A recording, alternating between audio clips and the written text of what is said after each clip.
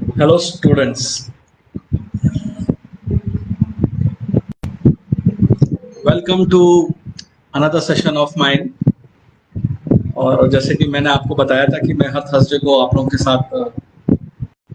मिलता हूं और मैं आपके सभी क्वेश्चंस के जवाब देता हूं और अलग-अलग विषय पे ऐसे मेरा ये 5वां सेशन आप लोगों के साथ होने वाला है। और पिछले बार जो पिछले सेशंस थे उसमें करीब हमने नॉर्मली स्कूल्स लेवल पे हमने काफ़ी सेशन आपके साथ लिए जिसमें 10th और 12th से रिलेटेड जो ऑनलाइन प्रक्रिया में प्रमोशंस मिले हैं स्टूडेंट्स को उनकी साइकोग्राफी पे भी हम लोगों ने बात किया था। उसके क्या प्लस पॉइंट्स हैं, क्या माइनस पॉइंट्स हैं, उस पर हम लोगों ने बात किया था। तो ये सारी चीज़ों को देखते हुए हम लोग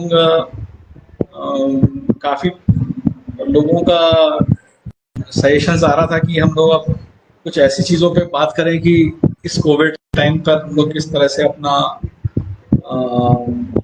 जिस तरह से जॉब्स मार्केट में कम हो रही हैं और मार्केट में जॉब्स कम हैं फिर भी रोज़गार या स्वरोजगार या किस तरह से जो युवा लोग आगे निकल रहे हैं वो लोग किस तरह से आगे बढ़ सकते हैं और उनको किस तरह से मोटिवेशन रहना करना पड़ेगा और किस तरह से वो लोग आगे अपने करियर को रखें जब तक हालात फिर से सामान्य नहीं हो जाते हैं। तो इसी में एक टॉपिक निकल कर आया और काफ़ी मेरे करीबी मित्र हैं और वो भी ये बातें बोलते हैं कि सर कौशल विकास पर आप कुछ बात कीजिए। हम लोग कौशल विकास पर करीब ये आप जब से हम पिछले 5-10 साल से देख रहे हैं कि काफ़ी योजनाएं सरकार ने लेकर आई हैं। भारत कौशल विकास योजना है जो राज्य लेवल के स्तर पे हो रहा है और केंद्र सरकार स्तर पे भी काफ़ी योजनाएं शुरू से होती आ रही हैं। इसका एक अगर मैं डिटेल में आप सभी के साथ में मैं एक करके अगर किसी को स्पेसिफिक क्वेश्चंस होंगे तो मुझसे पूछ लीजिएगा। पर मैं एक ऊपरी तौर से मैं बताना चाहता हूँ कि ये जितना भी कौशल विकास या स्किल डेवलपमेंट से रिलेटेड बातें हो रही हैं और क्यों इतना ज़्यादा हिंदुस्तान में पिछले 5-10 साल से ये ज़्यादा प्रचलन में आया है शब्द। ये मेजर फैक्टर ये है कि इसलिए मेजर फैक्टर ये है कि अगर इंटरनेशनल मार्केट का बात किया जाए, इंटरनेशनल इकोनॉमी में बात की जाए तो हिंदुस्तान के पास अभी सबसे ज़्यादा यंग वर्क फोर्स है और जब भी कोई कंट्री या इंटरनेशनल स्ट्रैटेजीज बनती हैं या इंटरनेशनल सभी जितनी कंट्रीज हैं सबको आगे उठना है, अपना इकोनॉमी ग्रो करनी है, अपने आप में डेवलपमेंट करना है। तो स्टूडेंट्स लोगों को मैं ये समझाना चाहता हूँ कि ये एक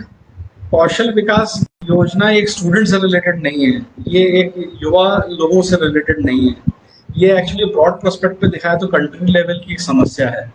अगर कंट्री लेवल का वर्कफोर्स अच्छा होगा, अगर उसका वो वर्कफोर्स अच्छा होगा तो वो डेफिनेटली वो कंट्री राइज करेगी। कंट्री राइज करेगी तो वो डेवलपिंग कंट्री है या डेवलप कंट्री है या वो अपने जिस लेवल पे वो रेटिंग उसकी जा रही हो वो अपने जीडीपी को ग्रो करना है या उससे रिलेटेड उसको उठना है, अपने स्तर में ऊपर ग्रो करना है। तो इसके लिए सबसे अहम भूमिका होगी कि इकोनॉमी बढ़ाने के लिए, जीडीपी अच्छी होनी, जीडीपी बढ़ाने के लिए फिर वो काम उस रफ्तार से भागे या वो आउटपुट प्रदान हो सके या इनपुट से आउटपुट डेवलप हो सके। तो अगर वो एक कंट्री अगर आउटपुट दे रही है और उसकी इकोनॉमी सही जा रही है तो वो डेवलपिंग स्टेज पे जाएगा, डेफिनेटली वो हर एक तरीके से फल फूलेगा, बढ़ेगा। तो अगर पूरा वर्ल्ड ग्लोबल मार्केट में बात करें तो यही चीज़ें जो आज के समय में जो भी डेवलप कंट्रीज हैं, अमेरिका, रशिया या अपने जापान, चाइना, इन लोगों ने काफ़ी कुछ काम कर रहा था अपने स्किल्ड अपनी कंट्रीज को डेवलप ही क्यों हो पाई, क्योंकि इन लोगों ने पहले से एक माइंडसेट बना रखा था कि हम लोगों को तुरंत कुछ पैसा जनरेशन करने के लिए अपने लोगों को मोटिवेट करना पड़ेगा। तो उन लोगों ने स्कूल लेवल से वो चीज़ों को अपने एजुकेशन सिस्टम में लाना स्टार्ट कर दिया। जब वो लोग अपने स्कूल एजुकेशन सिस्टम में लेकर आए तो आप हमेशा देखते होंगे, जब हम लोग मेरी उम्र में जब हम लोग छोटे थे तो हर जगह पे हम लोग देखते थे कि कहीं पे भी जाइए तो made in China, made in China, made in China करके सामान हर एक जगह इकोनॉमी में खड़ा था। चाइना इसलिए ग्रो कर गया क्योंकि उसने इंफ्रास्ट्रक्चर पे बहुत काम किया, उसने अपनी फैक्ट्रीज बहुत लगाई, उसने उद्योग इतने सामान इतने लार्ज स्केल पे प्रोड्यूस करा कि उसका हर एक मार्केट उसने कैप्चर कर लिया, वो अमेरिका का हो। इसलिए अगर आप टेक्नोलॉजी पे बात करें और कुछ इलेक्ट्रॉनिक्स टेक्नोलॉजी पे बात करें तो आप हमेशा नाम देखते होंगे, पहले जो कंपनी थी सोनी वगैरह या इलेक्ट्रॉनिक प्रोडक्ट्स में फिलिप्स वगैरह, इन लोग पे normally made in Japan, made in Taiwan, ये सारी कंट्रीज ने उस समय अपने एक एरिया को स्पेसिफिक पकड़ते हुए उस चीज पे वो लीडर बना और उसने अपने स्किल डेवलपमेंट बेसिकली अपने लोगों को ध्यान दिया, इसलिए वहां पर ये सामान आज भी डोमिनेट करते हैं, आज भी मार्केट को लीडर्स हैं। अमेरिका ने तो पहले दिन से ही आज वो नंबर 1 अगर वो बना हुआ है या उसको बने रहने का कारण भी यही है कि उसने शुरुआत से बहुत फाइन क्वालिटीज के प्रोडक्ट्स डेवलप किए और इस रफ्तार में डेवलप किए कि उसका कोई तोड़ नहीं था। उसने करोड़ों रुपए लगा के प्रोडक्ट डेवलप किए और पूरे वर्ल्ड में उसको मार्केट किया, और जब वो वर्ल्ड में उसने मार्केट किया तो उसके पास एक तरह से ये समझ लीजिए कि हम लोग जैसे हिंदुस्तान या अमेरिका, जिधर भी वो प्रोडक्ट्स अमेरिका के पहुंचे वहां पर उसने अपनी एक छाप छोड़ी और हम लोग को आदी बनाया। तो हम लोग से उसको एक रेगुलर एक बिजनेस बनने लगा एंड डेफिनेटली उन्होंने वन टाइम प्रोडक्ट पे मेहनत करी, लेकिन वो रेगुलर एक बिजनेस का एक सपोर्ट मिलता गया एंड डेफिनेटली धीरे धीरे धीरे धीरे करके उसको एक बार उसने मेहनत करी, धीरे धीरे करके वो ग्रो करते चले गए। तो ये सारी थिंकिंग अगर जो भी इस समय वर्ल्ड इकोनॉमी में जो भी कंट्री लीड कर रही है या जो डेवलप हो चुके हैं, उन लोगों ने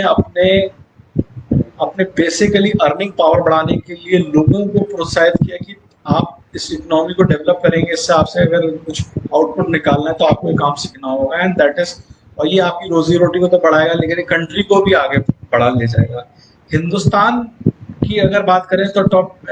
16 अगर देखा जाए तो उस टॉप 10 के अंदर हम लोग शायद पीछे लेवल पे आते हैं, कुछ 6-7वें स्थान पर है हिंदुस्तान का जो रेटिंग्स है। लेकिन अगर स्किल के बारे में बात करें तो जापान, चाइना, ये सारी कंट्रीज के अगर आप देखें तो सबसे नंबर 1 टॉप 5 में ही वो लोग के युवा अवस्था या उनके जो लोग हैं, जो एम्प्लॉयज हैं, वो लोग उसको मतलब वो फर्स्ट 5 में मतलब काउंट किया जाता है। तो अगर देखा जाए तो ये एक इंटरनेशनल स्ट्रैटेजी है, मार्केट में लीडर बनना है तो डेफिनेटली वो खाली एक कंट्री नहीं बढ़ सकती, उसके लिए तो हर एक इंसान कंट्री वो राज्य, वो देश आगे बढ़ेगा। हर लोगों को एक छोटा छोटा कंट्रीब्यूशन है, वो पूरे देश को उठा लेता है, एक राज्य को उठाता है फिर एक देश को उठा लेता है। कौशल विकास वो माइक्रो लेवल से स्टार्ट होना है और ये चीज को ध्यान में रखते हुए ये सरकार पिछले पहले भी होता था उस पर काम, लेकिन उन्हें बहुत ज्यादा फोकस किया गया और उस चीज पर वो लेकर आए। जितने भी फंड्स सरकारी रूप से या छोटे छोटे लेवल पे हर कंपनी के अंदर सरकारी फंड में एक एचआरडी डिपार्टमेंट होता था जो ह्यूमन रिसोर्स डेवलपमेंट जिसको पूरा बोला जाता है, वो लोग नए लोगों को हायर करते थे, उनको ट्रेन करते थे, उनको डेवलप करते थे, है ना, और उन लोगों को फिर एम्प्लॉयबल बनाते थे और फिर उससे वो काम करना स्टार्ट करता है। तो कौशल विकास करने में ऐसे किसी एक युवा या एक किसी एम्प्लॉय को अगर हायर किया जाता है तो उसको आउटपुट करते करते कम से कम अगर कितना भी वो स्किल्ड अगर उसके अंदर नहीं है तो उसको स्किलिंग देने में ही उसको कौशल विकास डेवलप करने में 5-6 महीना लग जाता है। पर अगर वो ही अगर युवा अगर वो उस पैटर्न को या उस पर्टिकुलर जॉब प्रोफाइल से रिलेटेड अगर वो समझ लेता है तो उसको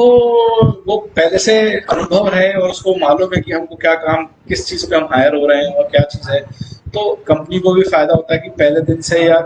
जहाँ पे 6 महीने 3 महीने लग रहे हैं वो 1 महीने से आउटपुट देना स्टार्ट कर देता है। तो ये कंपनी साइड पे भी काफी जरूरत है कि जो कंपनी का जो भी जो मैनेजमेंट है, टॉप मैनेजमेंट, वो ये सोचता है कि कम से कम समय में हमारा एक जो एम्प्लॉय जो मैं हायर कर रहा हूँ उनको मैं कैसे मैं प्रोडक्टिव बना सकूँ और कितनी जल्दी बना सकें। तो अब जो हमारा एजुकेशन सिस्टम है उस वाले एजुकेशन सिस्टम में इसलिए शायद इस सरकार ने न्यू एजुकेशन पॉलिसी को इंट्रोड्यूस करा पिछले साल, ये अभी करंट में इंट्रोड्यूस करा, और उनका भी फोकस ये था कि यहाँ हम लोगों को वोकेशनल स्किल्स की तरफ पे ज़्यादा ध्यान देना चाहिए, जो ऐसे रोजगार उत्पादन करने वाले सब्जेक्ट्स को ज़्यादा कोर्सेज में इंट्रोड्यूस किए जाए, जिससे कि स्टूडेंट्स जल्द से जल्द एक रोजगार प्राप्त कर सकें। ऐसा एक सर्वे हुआ, जितने इंजीनियरिंग कॉलेजेस हैं या आईटीआई कॉलेजेस हैं या ग्रेजुएट हैं, उसमें से ओनली 20% ग्रेजुएट्स आर एम्प्लॉयबल, मतलब उनसे काम लिया जा सकता है। अदरवाइज 80% जो है दे आर लाइकली स्किल्ड, मतलब उनके पास कुछ पूरी तरह से यूटिलाइज नहीं कर रहे। 20% ओनली हैव देयर स्किल, उस पर्टिकुलर काम को करने के लिए स्किल चाहिए होती है, और मतलब वो उसको ऑब्जर्व किया जा सकता है। 80% आर मतलब they are just producing it and they are just coming out, और वो लोगों को फिर जॉब ढूंढना है, वो लोगों को फिर अपना एक स्ट्रगल करना है, भले उन्होंने एक अच्छा इंजीनियरिंग करा है, आईटीआई किया या ग्रेजुएट किया गया। ये सारे सर्वे को देखते हुए कौशल विकास का बिल्कुल फोकस होकर नई शिक्षा नीति के द्वारा सब्जेक्ट्स पढ़ाए गए हैं, चीज़ों को इंट्रोड्यूस किया गया है। बच्चों को पहले 5वीं 6वीं क्लास से ही एक पर्टिकुलर एक स्किल चूज करना पड़ेगा। स्किल चूज करने के लिए उनका बच्चे का इंटरेस्ट और उसके पैशन को देखते हुए वो अपने सब्जेक्ट को चूज कर सकता है। पहले ऐसे बच्चा मैथ साइंस की तरफ से होता था, वही इंजीनियरिंग कर सकते थे। कोई भी इंजीनियरिंग करने आना पड़ता था तो उसके लिए साइंस होना बहुत जरूरी हुआ था, मैथ्स सब्जेक्ट होना बहुत जरूरी हुआ करता था। लेकिन अभी कुछ नई शिक्षा नीति के हिसाब से कुछ यूनिवर्सिटीज मतलब कंप्यूटर साइंस वगैरह इस तरह के कुछ कोर्सेज हैं जिसमें मैथ्स का पेपर होना जरूरी नहीं है, फिर भी वो लोग बच्चों को इंजीनियरिंग करने जा सकते हैं। पर जैसे पहले स्पेसिफिक था कि नहीं, उसको 12th साइंस मैथ्स में करना तभी वो इंजीनियरिंग कर पाएगा, पर ऐसा नहीं है। आज के समय में बायोलॉजी वाला बच्चा भी इंजीनियरिंग कर सकता है। बहुत सारे सब्जेक्ट ऐसे कुछ ऑप्शन खोल दिए गए नई शिक्षा नीति के हिसाब से, तो उसमें जाता है। तो युवाओं जितना भी युवा जो है, और जो अभी इस समय इस इस इस अभी के जो करंट सिनेरियो है, it's a very very good scenario. मैं बोलूँगा कि ये एक चेंजिंग सिनेरियो है जो हम लोगों को हमारे युवाओं को एक साथ फेस में देखने को मिल रहा है ना। एंड मतलब हम लोग वेरी लकी हैं कि ये वाला फैक्टर जो भी चेंजेस आ रहे हैं, जब मैं हमारे आज से करीब 40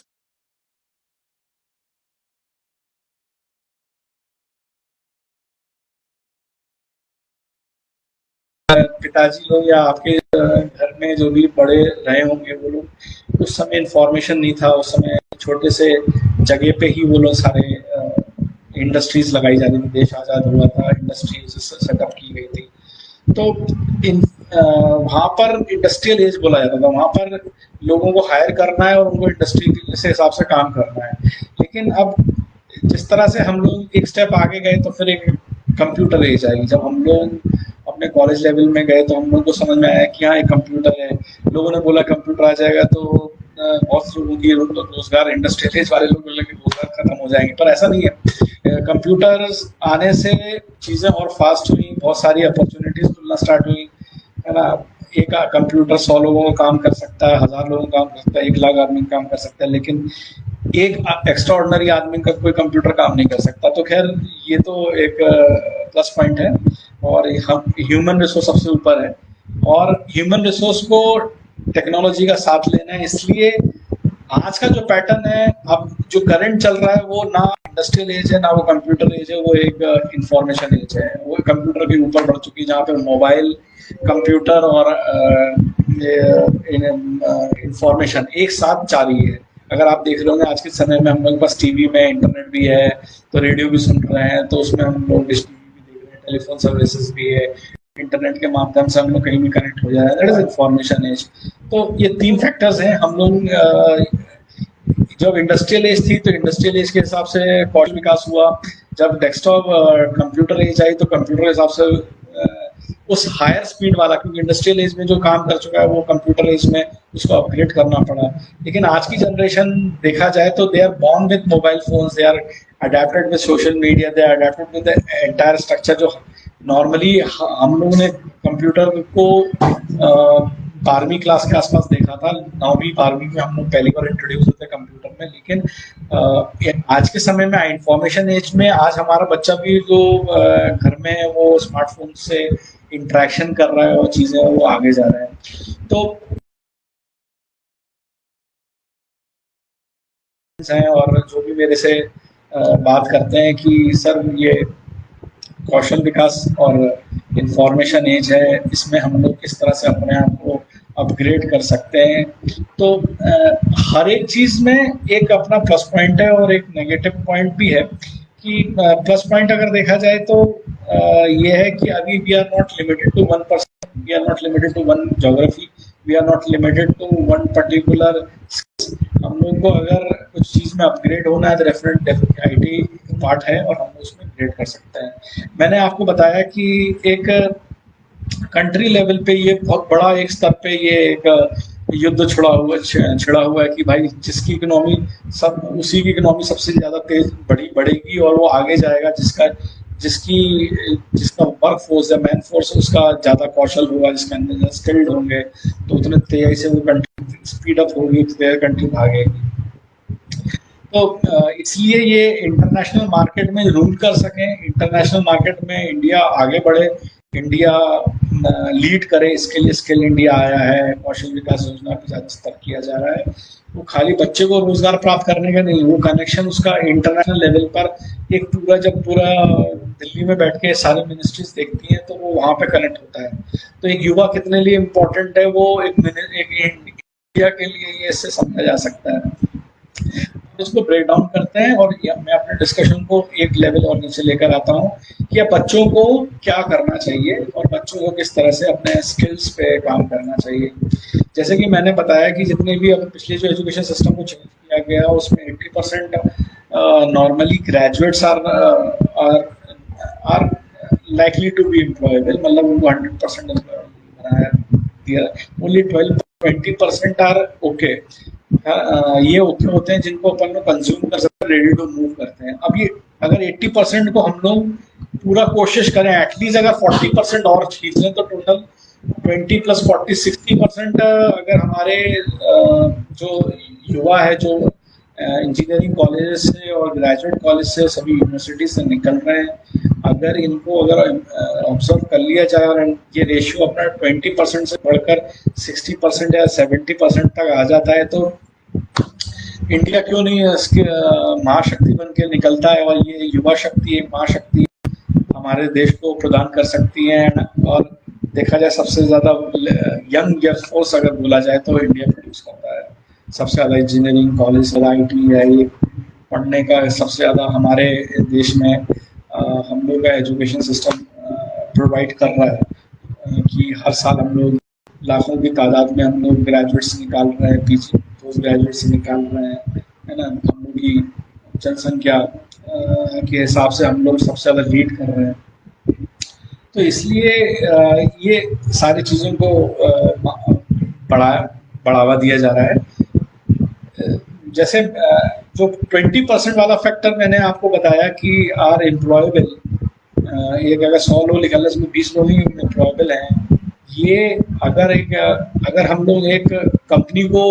बात करते हैं, अगर हम कंपनी का स्ट्रक्चर देखते हैं कि मान लीजिए कंपनी एक ट्रायंगल की तरह है और ये ट्रायंगल में सबसे टॉप पर जो बैठे हैं वो है मान लीजिए उसके संचालक, उसके डायरेक्टर और उसके जो भी उसको नेतृत्व कर रहे हैं, उसके नीचे उसका जो फ्रंट लाइन के जो एकदम बॉसेस हो गए वो वाइस प्रेसिडेंट लेवल पे लोग उसको ऑपरेट कर रहे हैं, वो 2-3 होंगे। उसके नीचे 4-5 लोग सीनियर मैनेजमेंट या पे बात करें वो कंस्ट्रक्ट करते हैं। तो एक आर्किटेक्चर अगर देखा जाए तो एक ऑर्गेनाइजेशन का ऊपर सबसे कम लोग होते हैं, एक्सपीरियंस लोग होते हैं और नीचे वो बढ़ता जाता है। नीचे का जो फ्रेमवर्क रहता है, अगर ट्रायंगल का नीचे का फ्रेमवर्क देखें, वो फ्रेमवर्क में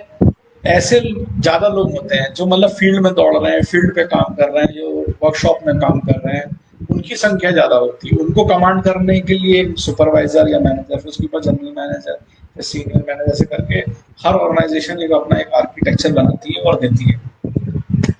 अब मैं सभी स्टूडेंट्स को ये बताना चाहता हूँ कि ये आपने और आपने महसूस किया होगा, सारी कंपनी इसी तरह से ऑपरेट करती है कि वन पर्सन इज डायरेक्शन देते हैं उसको डायरेक्ट करने के लिए, सुपरवाइज करने के लिए, और भी 2-3 लोग नीचे होते हैं, फिर then they maintain the workflows. अब जो वर्कफ्लो नीचे है, यहाँ पर एक बहुत बड़ा गैप है, क्योंकि जो भी फ्रेशर्स आएगा तो वो नीचे वाले वर्कफोर्स पे ही कहीं ना कहीं पे वो कंज्यूम होता है, वो वहीं पर आकर ही स्टार्टिंग करता है अपना करियर में। युवा एक अपना ग्रेजुएट जो स्टार्ट कर रहा होता है, वो अपने एक नीचे बॉटम ऑफ द पिरामिड में वो लोग काम कर रहे होते हैं, उनके लिए फर्स्ट इंटरफेस होता है, उनके लिए फर्स्ट एक्सपीरियंस होता है लाइफ का। तो वो लोग जब वो नीचे कर रहे होते हैं, तो इनको काम सीखने में, जो नीचे बॉटम ऑफ द पिरामिड में जो नीचे वर्कफोर्स आ रही है, वो उनको वो करीब लगभग 10 वहाँ पे 100 लोग हैं, उसको मैनेज करने के लिए 5 लोग हैं, उसको मैनेज करने के लिए 2 लोग, 2 लोग को मैनेज करने के लिए 1 आदमी है। इस तरह से ये बन रहा है स्ट्रक्चर। अब नीचे वाला जो पार्ट है 100 लोग में अगर हमको जितने ज्यादा जमीन पे फील्ड में दौड़ने वाले या जो बेसिक काम निकालने वाले एग्जीक्यूटिव लेवल पे अगर लोग स्किल्ड मिल जाएं इसी, तो उनका पूरा जो स्ट्रक्चर है वो 100% रिजल्ट और उसका जो ऑब्जेक्टिव है, उसका जो मिशन है, उसका जो विजन है और जो उसका टारगेट है वो अचीव हो जाएगा कंपनी का जो ऊपर बैठा हुआ है। लेकिन होता क्या है कि नीचे जो नीचे वाला बॉटम ऑफ द पिरामिड में बताओ, जहाँ पे जनसंख्या है, वहां पर ही वहां पर आ कौन रहा है? वहां पर आ रहे हैं ये आपके युवक और जो स्कूल कॉलेज से पास आउट हो रहे हैं, वो लोग फर्स्ट लेवल एंट्री मारते हैं और वो पूरी तरह से स्किल्ड नहीं है। अब यहाँ पर सबसे बड़ा चैलेंज आ जाता है, ये सबसे ज्यादा चैलेंज आ जाता है इंजीनियरिंग मैनेजमेंट एक कॉलेज के, अच्छे कॉलेज के बच्चे से जस्ट सीनियर एग्जीक्यूटिव या हल्का सा एग्जीक्यूटिव से ऊपर एक लेवल पे उनको ले लिया जाता है। तो चलो वहां पे पढ़े लिखी जनसंख्या एक थोड़ा सा और पॉलिश्ड लोग आ गए, लेकिन जो एकदम नीचे स्तर पे है वहां पर तो बहुत ज्यादा स्पेस खाली है। वहां पर इतना ज्यादा स्पेस खाली है कि हम मतलब आप किसी भी कंपनी में चले जाएं या किसी भी अच्छी कंपनी में ऑपरेट करें, तो आप E section, B section, E section वाले ग्रेड में आपको हमेशा जगह खाली मिलेगी। अगर आप कहीं पे भी सर्वे करते हैं तो 7-8 हजार रुपए का 5,000, 6,000, 7,000 के लिए तैयार होता है। मैं भी किसी बहुत सारी कंपनीज में बोलता हूँ मैंने ITI के बच्चे चाहिए, सर आपके पास ITI के स्टूडेंट्स हैं क्या? तो ITI के स्टूडेंट मैंने कितने चाहिए? तो वो बोले आप दे दीजिए सर, सबको मैं रखूंगा 15, आप 1,000 स्टूडेंट दे दीजिए, 500 स्टूडेंट दे दीजिए। हमारे दिल्ली में प्लांट है, वहाँ पे 400 लोगों की जरूरत है, पूना में प्लांट है, वहाँ पे 550 लोगों की जरूरत है। तो और सारी इंडस्ट्री जो पूना, दिल्ली वगैरह महानगरों में, वहाँ पर ह्यूज प्लांट्स लगे हैं, वहाँ पर कैपेसिटी 1000 एग्जीक्यूटिव्स को रखने की है। फॉरेन की जो बड़ी बड़ी MNCs है उनका फैक्ट्री सेटअप महानगरों में है, वहाँ पर 800-500 3 शिफ्ट में लोगों को लिया जा रहा है। तो अब 3 शिफ्ट में लिया जा रहा है, बच्चे जो स्मॉल टाउन से हैं वो उधर माइग्रेट करने को के लिए वो स्मॉल टाउन से पकड़ रहे हैं, वो बी सिटीज को, ए सिटी वाले बी सिटीज को पकड़ रहे हैं, बच्चा उस तरफ नहीं जा पा रहा है। हमारे जो बी सिटीज है वहां पर ही बहुत सारे बच्चे हैं जो जिनको मतलब उन लोगों को लेना है। तो लेकिन बच्चा जो ITI करता है या डिप्लोमा कर रहा है वो 20% ही एम्प्लॉयबल है। तो अब कंपनी इस हालत पे आ गई है कि भाई तुम कैसे भी बच्चे को दे दो, हम उसको रहना खाना पीना है ना, लेकिन हम एक जब तक वो एक एम्प्लॉयबल स्थिति में नहीं आ जाता है, जब तक वो आउटपुट देना नहीं स्टार्ट कर देता, तब तक हम उसको कुछ कंपेंसेशन में कम में रखेंगे। और फिर उसके बाद जैसे ही वो उसमें से जो, जैसे आपने 10 बच्चा दिया, 10 में से अगर 4 बच्चे अच्छे करने लग गए तो इनको प्रमोशन दे के इनको आगे उनका 1 साल बाद प्रमोशन कर दिया जाएगा। 2-3 लोग छोड़ के चले गए तो सर वो ये सारी चीज़ें मैं प्लेसमेंट्स वगैरह में मैं जब भी किसी कंपनी में इंटरेक्टिंग करता हूँ तो बॉटम ऑफ द पिरामिड में बहुत बड़ा चैलेंज आता है। और ये वर्कफोर्स जो है वो युवा लोग उधर जब जाते हैं तो उनको वो स्ट्रगल दिखता है, लेकिन वो एक्चुअली स्ट्रगल नहीं होता है, वो उनके लिए एक सीढ़ी है। अगर वो वाली सीढ़ी को पार कर जाए, डेफिनेटली देखिए सीखना है तो कहीं ना कहीं पर हम लोग को थोड़ा कॉम्प्रोमाइज़ करके अपने ऊपर इन्वेस्टमेंट करना, वो उसको जॉब ना समझे, वो सोचे कि वो मैं 1 साल 2 साल अपने ऊपर इन्वेस्टमेंट कर रहा हूँ, मैं सीख रहा हूँ, मैं समझ रहा हूँ। डेफिनेटली जब आप अच्छा करने लगे तो वही कंपनी आपको इतना ज़्यादा प्रोत्साहित कर देगी कि उसको कहीं पर और जगह परेशान होने की ज़रूरत ही नहीं है। मेरा पर्सनल फीलिंग है। लेकिन युवा शक्ति को पहले एक जो बेसिक स्ट्रक्चर है वहाँ पर उसको बहुत मेहनत करने की ज़रूरत है, और वो उस समय काम पे ध्यान दे, काम में वर्क प्रोफाइल पे ध्यान दे, किस तरह का वर्क प्रोफाइल है, प्लस काम पे ध्यान दे कि उसको क्या सीखने को मिल रहा है। खाली स्टार्टिंग में सैलरी ना सोचे, अगर स्टाइपेंड या कुछ उसका बेसिक चीज़ को वो कवर कर लेता है, सीखने को मिलता है, वो सीख लेता है जिसको कॉलेज में नहीं मिल रहा है, तो ये कौशल विकास वाला पार्ट एकदम सॉल्व हो जाएगा। मैं एक इम्पोर्टेंट बात कहना चाहता हूँ कि जैसे हम लोगों का अभी जो नई कुछ यूनिवर्सिटी ने स्टार्ट कर दिया है, बैचलर इन वोकेशनल स्किल्स करके एक सब्जेक्ट्स बना दिए हैं। जो नई शिक्षा नीति आई उसका काफ़ी पैटर्न उसने फॉलो करा है।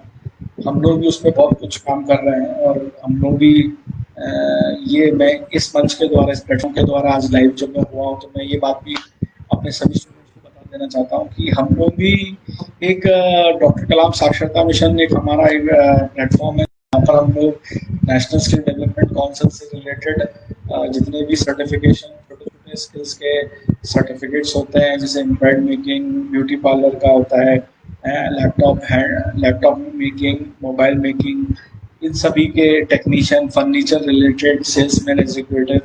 अलग अलग हेल्थ केयर सेक्टर्स में जैसे बेड साइड असिस्टेंट, नर्सेस वगैरह, और होटल इंडस्ट्री में जितने भी कुकिंग से रिलेटेड, शेफ्स के रिलेटेड, जो भी ई कैटेगरी में, जो बॉटम ऑफ द पिरामिड में स्टार्टिंग से बात कर रहा हूँ, उस लेवल पे अगर लोगों को शिक्षित होना है और कौशल विकास लेकर आना है, ये रेडी टू मूव इन है। और ये इसमें जैसे वो अपना कंप्लीट करता है तो ये एटलीस्ट एलिजिबल हो जाता है ई कैटेगरी वाले प्लेटफॉर्म पे। उसको 3 साल या बड़ा हैवी कोई डिप्लोमा या डिग्री नहीं करना है, ये मात्र 3 महीना 6 महीने के कोर्सेज होते हैं जिसमें एनएसडीसी द्वारा चलाए जा रहे हैं। और हम लोग भी उसमें से एक हैं जो इस चीज़ को अब झारखंड में या झारखंड के बाहर के सभी लोगों को अप्रोच कर रहे हैं कि इस वाले कोर्सेज में उसको बच्चों को अपने यहाँ के डालें और उनको ट्रेन करें, शिक्षा दें। और इसी के साथ साथ हमारे जो कुछ यूनिवर्सिटीज प्रोग्राम है, उस वाले यूनिवर्सिटी प्रोग्राम में बैचलर वोकेशनल स्टार्ट कर दिया गया है। वो वोकेशनल ये पहले आजकल क्या ऐसा होता था कि पिछले 3 साल पहले ऐसा होता था कि सारा बच्चा, जो भी बच्चे आ रहे हैं और वो 3 साल पढ़ेंगे तो इनका डिग्री कंप्लीट होगा, पर नए